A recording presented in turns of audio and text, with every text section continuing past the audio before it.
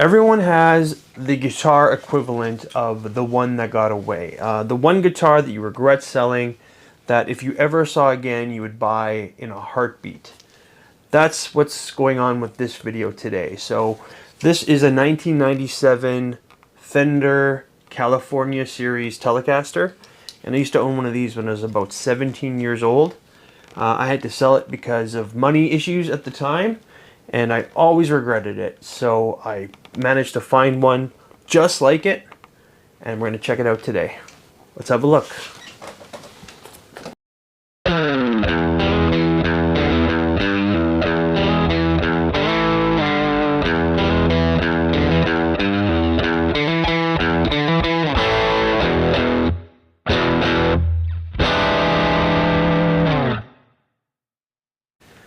So when I was about 17, I owned a black California Series Telecaster. I absolutely loved that guitar, and I needed money. I can't remember why, but I sold it to a friend, and he was going to sell it to me back if I ever wanted it.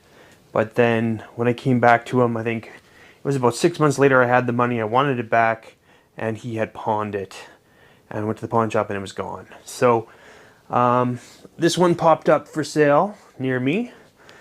And it looks just like my old one. I had a black one that was really beat up, and it had the humbucker in the neck. And when I saw this, I knew I had to go buy it. Actually, I had to drive about 3 hours to go get this thing. And the second I picked it up, I knew it was well worth it. It felt great right off the bat. So if you're not familiar with the California series, this was made, it was a short-lived series made in 1997 and 1998. And basically what made this series special is that these guitars were made in the US, and then due to a fire at the Fender plant, they were shipped to Fender Mexico. They were finished in Fender Mexico and then shipped back and assembled there. These have an alder body, a vintage style maple neck, which is like a vintage C shape. It's nice and chunky. It feels great. It says Fender Telecaster made in USA California Series on the headstock with the gold logo. One thing that's specific about these series, even though they're USA made, they have the plastic surround in the truss cavity. And this thing's got a lot of wear. It's definitely been played. The lacquered fingerboard is worn through to the wood in a couple areas. The frets are still pretty good. There's a couple little pitting areas, but I did run through the whole guitar and it plays great. Yeah, alder body. This has a humbucker in the neck and a single coil in the back. It's a Fender humbucker and a Tex-Mex single coil in the bridge. It's got actual 6 individual barrel style saddles, which was kind of unique to this series. It's nice because they're a little easier to intonate than the standard, 3 barrels. And this one, it looks like it's been intentionally relicked. So yeah, it's really been worn through in a couple spaces. It looks pretty artificial. It's not the greatest relic job, but I mean, it looks okay to me. These guitars have like multiple layers of paint under the finish. So this is black, but underneath you can see some red and some white. So it looks pretty interesting, relic, because you can see there's 3 layers of paint. As far as issues that I saw, there was one thing I noticed on the control cavity. There's an extra screw here. So I'm not sure what that's for. That's definitely not stock. And the other thing I noticed was these things came with a 5-way pickup switch, and this is only a 3-way. So someone might have been messing with the electronics a bit. We're going to have to open it up and have a look. Let's have a quick look at the back.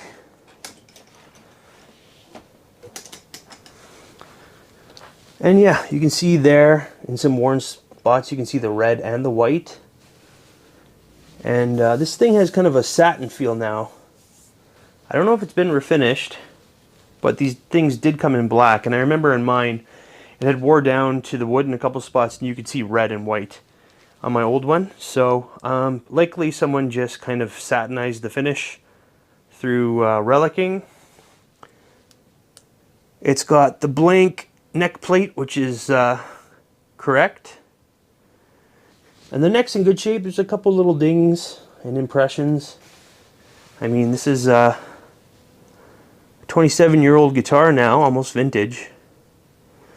And here's a look at the serial number. So these are the only guitars that have the prefix AMX on the serial number.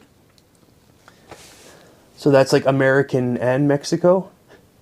And the 7 signifies it's a 1997. It's also got the vintage style tuners on here, which I really like. And one thing about this guitar is it's perfectly set up. So the guy I bought it from is likely, you know, a pretty good player. I find that when I buy guitars from, you know, good guitar players, they're perfectly set up. And this one has nice low action. I went through the entire fingerboard before I bought it. There's no buzz anywhere. And the pickups did sound great, although I'm not sure if they're original. So we're going to have to open it up and take a look. And yeah, I've been looking for one of these guitars for years. They're pretty rare because they're only made for 2 years. This fat Tele model with the humbucker in the neck is even rarer. Yeah, pretty hard to find, and I'm really happy I managed to get my hands on one again. All right, let's get some specs. Weighing in at just over 8 pounds, 1.8 ounces, or 3.68 kilograms. And before I rip it apart, I wanted to get a pickup reading, but I'm having trouble getting a reading here. I plugged it in on my home amplifier just to see what's going on, and there's a signal there, but it's very faint. When I tried it out before I bought it, I used a little headphone amplifier and it was working great. So maybe on the transport on the way home, something grounded out in here. So something's going on with the electronics. We're going to have a look and fix up.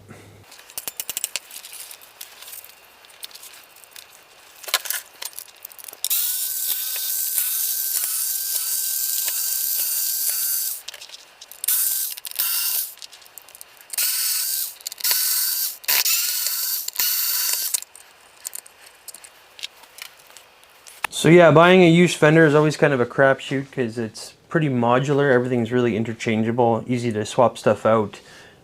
So let's see what we get here. First, let's check the... I'm curious to see about the controls first, because I know this has been modified. This is a 3-way switch, and I'm not sure about this screw here, so let's take a look. Oh, what the... Oh, okay. Oh. Boy, okay. A wire came off and I had no idea where it came from. So I actually had to take my camera off, take the SD card out, roll back the footage and zoom in and see where that came from. Just because when you have something custom wired like this, which is what this is definitely not factory. Everything's been rewired, the components have been changed. If a wire comes off, I have no idea where it's going to go back to make it work like it's supposed to work. And there's a lot of different ways to wire something, so you got to be careful when you're messing with these custom wired used things, because if you mess something up, you're probably going to have to rewire the whole thing because you're not going to be able to figure out exactly where something went. So anyway, there's a lot going on here. So first of all, that screw that didn't seem to make sense. Still doesn't. It looks like there's a piece of Velcro on the bottom of it. So from what I can tell, so there's this switch inside here. So I'm assuming this is kind of, it's coming from the neck pickup, and it's a 4-wire pickup. So I'm assuming this is a coil split for the neck pickup that someone didn't want to use anymore, or didn't like the way it looked. So they just put it inside the cavity and then just put a screw where it's supposed to go. So I mean, I like neck splits, so it gives it a little bit more versatility. So I'm going to go ahead and put that back.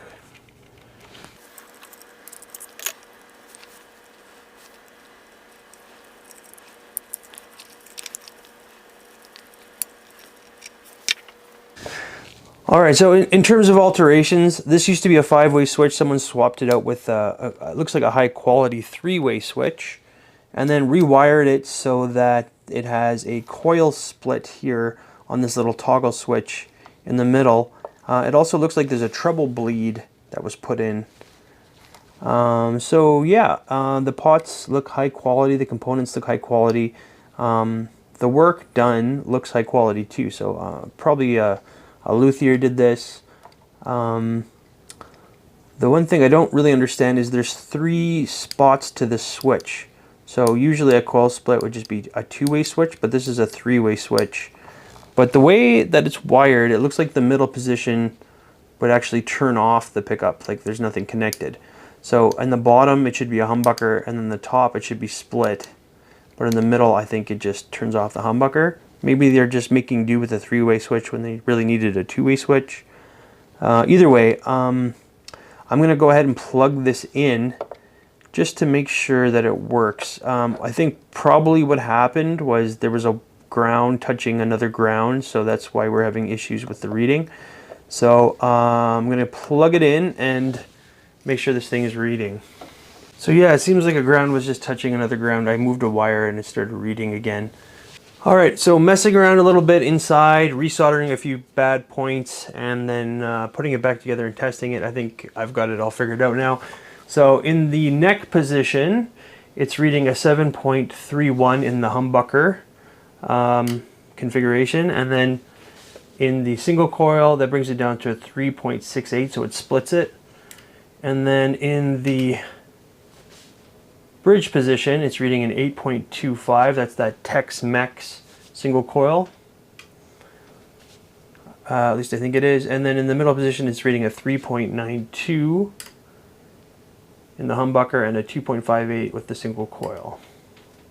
And the route looked good in the cavity there. I don't want to open it again because it's finally working again. I don't want to mess with it. So let's have a look at these pickups. Here's the bridge pickup, and it looks pretty standard for a Tex-Mex Tele style pickup. It's got the vinyl wiring, and it looks like there is a ground coming from one of these screws here instead of behind the bridge. So that all looks good. And then in the pickup cavity, we can see that it's well routed, and yeah, it looks good. I have a feeling this might not be original because a lot of people swap these out and it looks a little different from mine did, I think. So let's have a look. And yeah, so this is a Seymour Duncan. It's been swapped with. And it is the SH2N neck, which is a pretty popular pickup. So yeah, this is actually a pretty good choice for this guitar, I would say. A lot of people don't like the original humbuckers that came with this, so this is a good pickup. So that makes sense to me. I'm not too worried about that. And then we can see our routes here. They look pretty clean. They're finished on the inside. There's no factory markings or anything on there. We can see these 2 holes here. So that's actually one way to identify one of the California series. Here's some other examples I found on the internet. But it's got the 1 small hole and the 1 big hole. I think that was for the router or the CNC machine. So yeah, this appears to be an original body. So the only thing that's been swapped on this so far that I've noticed is the neck pickup, and it's been rewired with a 3-way switch instead of the 5. I read online that the 5-way switch was a little bit finicky. You kind of get stuck in between positions sometimes because there was a coil split incorporated into that 5-way. And it was a little bit confusing. So this is more of a streamlined control layout, which I actually do appreciate. I might switch this out for a 2-way switch instead of a 3, because in the middle position it does cut out the pickup. So I'm not sure what that'd be useful for. But I might just leave it too, because it seems like a hassle. And at the end of the day, it doesn't really bug me. One thing I don't really like about this guitar is this stark white pickguard. My old one actually had a cream pickguard. I'm not sure if that was stock original or not, but I'm going to go ahead and swap this with a cream pickguard. I've got one on order, so I think that'll look better on this example. And here's a better look at our coil split switch here. So it's in a pretty convenient location. It doesn't really get in the way. And yeah, I'm not sure why that was in the cavity. It seems to make more sense to have it out and available, but maybe someone didn't like the way it looked. But all right, let's take the neck off and have a look.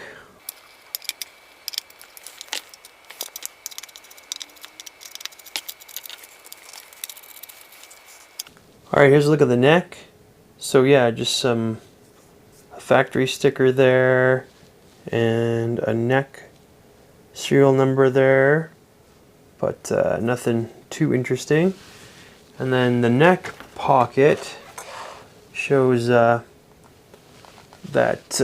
there's some other factory markings in there. It looks like there is a date on there, but it's so blurry you can't read it. And yeah, not much else. It looks nice and clean though, nice clean route, and there's no shims, which is nice. Sometimes on these older guitars they're shimmed up every which way to make it more playable, but the good ones don't have shims. And the neck pocket is it fits reasonably well. It kind of snaps into place. It's not super tight by any means, but there's no gaps or excessive slop in there, so fairly decent. And just a quick look at the condition of the neck. So yeah, it's got a nice lacquered maple fingerboard, and there's some wear spots where it's worn through the lacquer, but you'll see that on older maple fretboards from Fender. But overall, pretty good condition. The frets are in decent shape. There's a couple small indentations and pitting, but nothing that affected playability when I was playing it. And it's got a slight tint to the lacquer too, so yeah, and our cool vintage style tuners. And the neck feels really great, and we'll get some dimensions once we have it all set up here. All right, so I'm gonna go ahead and set this guitar up with some new fresh strings, and then we'll check the setup. So when I got this guitar, it was already like perfectly set up for me, so basically I just restrung it and left everything the same. It's got a really nice setup. It's perfectly intonated, and yeah, let's check here. Using a notch straight edge, you can see that there's very little relief in the neck. So there's just a tiny little gap between the notch straight edge and the fingerboard. So that means the truss rod is set nice and tight. And then here in the 3rd fret, you can see that when I use the 3rd fret, that the string is almost resting right on that 1st fret. So that tells us that there's not much relief in the neck, but the action over here at the 3rd fret is nice and low, and we've got a very well cut nut. And then at the 12th fret, using a depth gauge, we can see at the low E, it's between a 0.75 and a 1 millimeter. And then at the high E, it's even lower, probably about between a 0.5 and a 0.75. So very, very nice low action. All right, I'm just gonna quickly go through the whole fingerboard and make sure there's no buzzing or fretting out anywhere. I like to speed up this part, but if you want to hear it in real time, just slow down the player to 25%.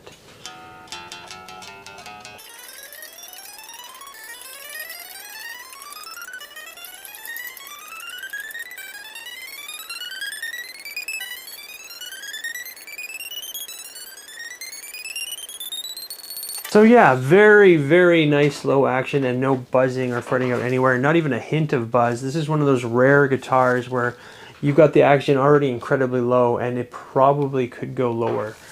The neck feels great. It's got that really worn in, rolled edge, kind of vintage telly feel to it, and there's no fret sprout whatsoever. They're nice and smooth.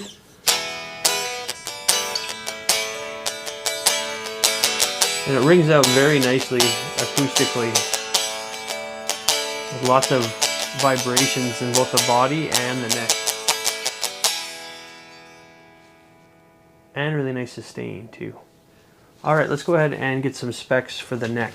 So with that, the nut is a 1.67 or a 42.64 millimeters. And at the 12th fret, that is a 51.42 millimeters or a 2.02 inches. Neck depth at the 1st fret is a 0.898 or 22.82 millimeters, and at the 12th fret that is 22.34 millimeters or a 0.88 inches. So this one stays pretty uniformly thick all the way from the 1st to the 12th.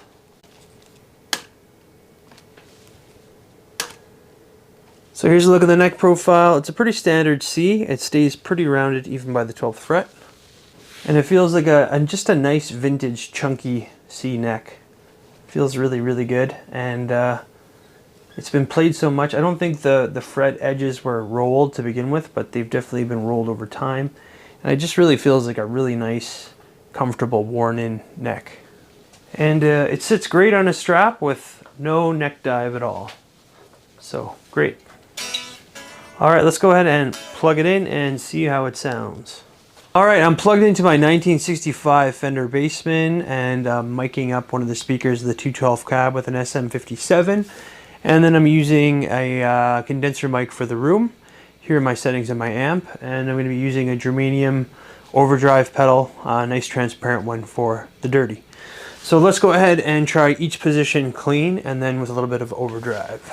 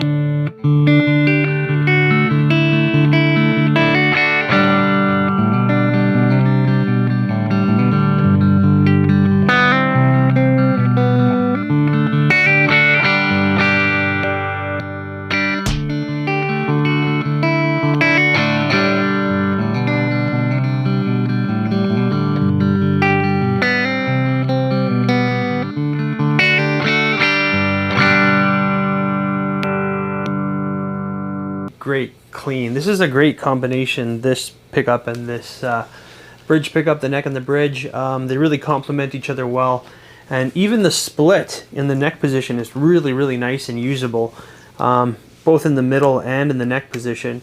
So usually when you have a coil split in there, it's hit and miss. Sometimes they can sound good. Sometimes, more often than not, they don't sound that great. But this particular pickup split sounds really nice, and it really works well with this bridge pickup too. So I'm really happy with how it sounds. Clean. Let's go ahead and try it with a little bit of overdrive.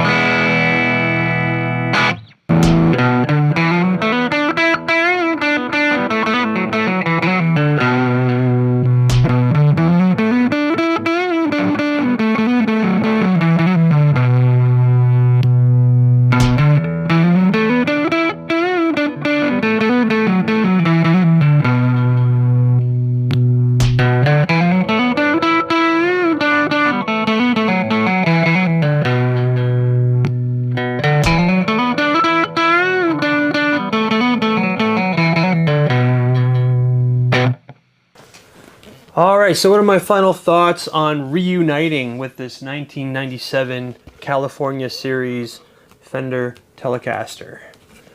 Well, I'm not going to make the mistake of selling this one again, because this is one of the best tellies I've played in a decade. For me, it all comes down to the neck, and it might just be biased because it's so familiar to that old neck that I had on that guitar when I was 17, and just playing it again just feels like home. But everything on it was just perfect for me. I love the vintage style tuners. It played crazy low with no buzz or fretting out anywhere. Super easy to bend. I love the comfort of the neck is just perfect for my hands. The pickups sound great. I really love the Tex-Mex in the bridge. And although this is not the original neck pickup, I would say this is even better because it really does complement the back pickup great.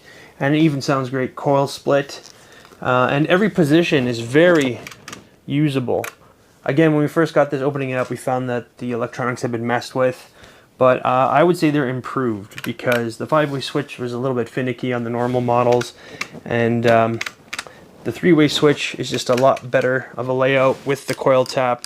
So basically you have all the versatility of the 5-way switch, but with just a little bit of an easier layout. I like the 6 individual saddles. It's very easy to intonate this guitar, and I think it sounds the same as like a normal Tele bridge. It has a great weight, 8 pounds, and you know, it's got that relic look to it. Either you love it or you hate it. Personally, I don't mind how it looks because my original one when I was 17 was super beat up like this too. So, and again, I don't know if I'm just wearing rose tinted glasses or it's a bit of nostalgia or both, but this guitar played phenomenally. It had great sustain, great resonance. It vibrated crazily in the hands, and it just sounded good in every position, and I'm just really happy to have one back. And yeah, I won't be selling this one. This is going to be in my collection for a very long time. Although I might swap out this pickguard for a cream. But that's going to be it for today. Thank you for tuning into Beckler Guitars and Repair, and I'll have more for you really, really soon. Thanks a lot.